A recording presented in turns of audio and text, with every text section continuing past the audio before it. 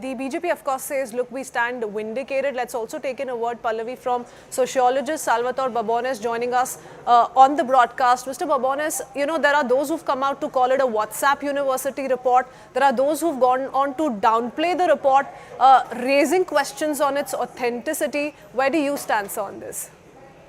The statistics reported are essentially correct. If you go to the Association of Religious Data Archives, which is a reputable source, these are the numbers. I actually did a recalculation just because I was curious using Indian census data, and the figures are similar. There's a slightly less of a decline of the Hindu proportion in the Indian census data, but it's pretty trivial. There's not much difference in the data.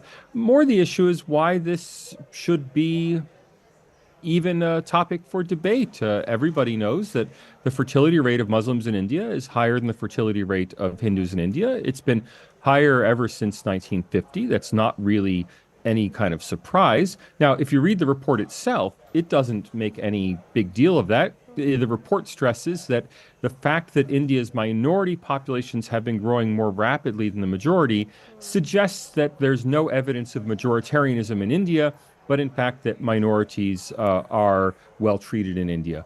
Now, that conclusion itself is not really supported by the fact the Muslim population has been growing faster. Let's face it, it all comes down to the fact that Muslim women tend to have more children than Hindu women, and have tended to have more children than Hindu women at least since 1950. Whether you love that, hate that, endorse that, don't endorse that, that's just a fact that Indians have to live with. You know, here's the thing, Mr. Babones, it's election season in India, and naturally this has triggered a political war of words as well. One thing wherein we found consensus in the opposition in India, the INDI bloc, as is being pitched against the NDA this election season, is that minorities, the Muslim community, is being treated as second-class citizens in the country. Do you think in that sense this particular report punctures that narrative, or do you think one should refrain from infusing the two? I don't think, well, the report claims that it weighs in on that narrative, but the fact is it really doesn't. The fact that a minority community is growing does not in any way imply that the minority community is well treated. The way we know that Muslims in India face relatively low levels of discrimination is that we've asked them. We have high-quality survey data about Muslims' own self-reported levels of discrimination in India, and the levels that Muslims self-report in India are low by international standards and are on a par with Hindu-reported, self-reported discrimination, Christian self-reported discrimination. So there's nothing there. Now, what there is in India is extreme social differentiation between Muslims and Hindus. That is, they live residentially in very different places. There are different civil society associations for Muslims and Hindus, and there is a degree of Muslim social exclusion in peak bodies in India, in which I think you're much more likely to see Hindu than Muslim names involved in those bodies. But social exclusion is not the same as discrimination. Luckily, India does not have the same kinds of serious problems that, for example, the United States has had with regard to race over the last 50 years, and India is in a much better position to solve its problems. So I'm very hopeful for India. I only wish that Indians would not politicize these issues that really aren't political. Okay. Would you then say the BJP drawing in a comparison, talking about the 50 years of Congress rule and what they've done to us, quote unquote, what they've done to us, being said by many BJP leaders in that sense is unfair to bring in, because several in the Congress have come out to rebut, and they say that this is really not about the Muslim population, the number per se, and that really doesn't tell the complete picture. What actually talks about the complete picture is the literacy level in the Muslim population and the kind of progress that the community has made. Let's face it, there's mendacity on both sides in politics, and that's true in India as in every other country. The fact is, contra the BJP narrative, that the Congress inherited a higher level of fertility, and you can turn it around and say, first you can turn around and say Muslim fertility rates have fallen faster under Congress governments than they have under the BJP.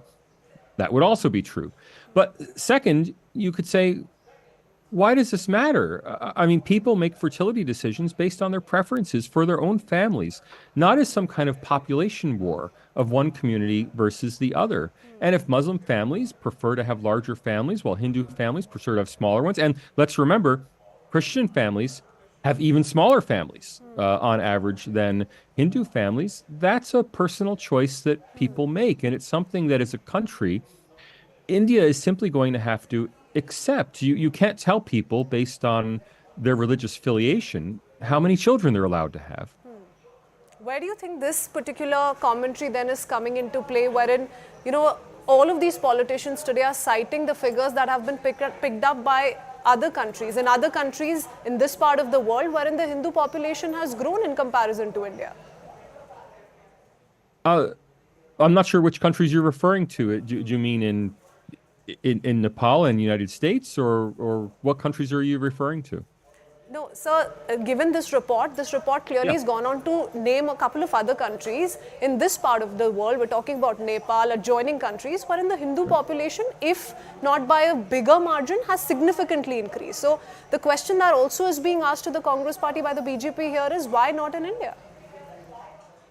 Because Hindus have chosen how many children they want to have. I mean, implicit in that question is the idea that there's a population war going on in India between communities, or in Nepal, or in Bangladesh, or in Pakistan. And the simple fact is that's not true. The people simply don't have children because they want people of their religion to predominate. People have children because they love their children. And that's true of parents of every community. They have children because they want to have children. Now, if statistically Muslims on average want larger families than Hindus have, then inevitably the Muslim population as a percentage of the population will grow. That's not a policy failure. That's a decision by people that they want to have children. To the extent that Hindus feel that they're involved in some kind of population war, well, it's up to them to want bigger families, but that's not, this is not a public policy issue. This is a matter of individual family choice. Drawing a political narrative around this perhaps is not the best idea in your view. Many thanks, Mr. Babones, for speaking to us here on CNN News 18. Thank you for joining us and taking out your time. Let's quickly move our attention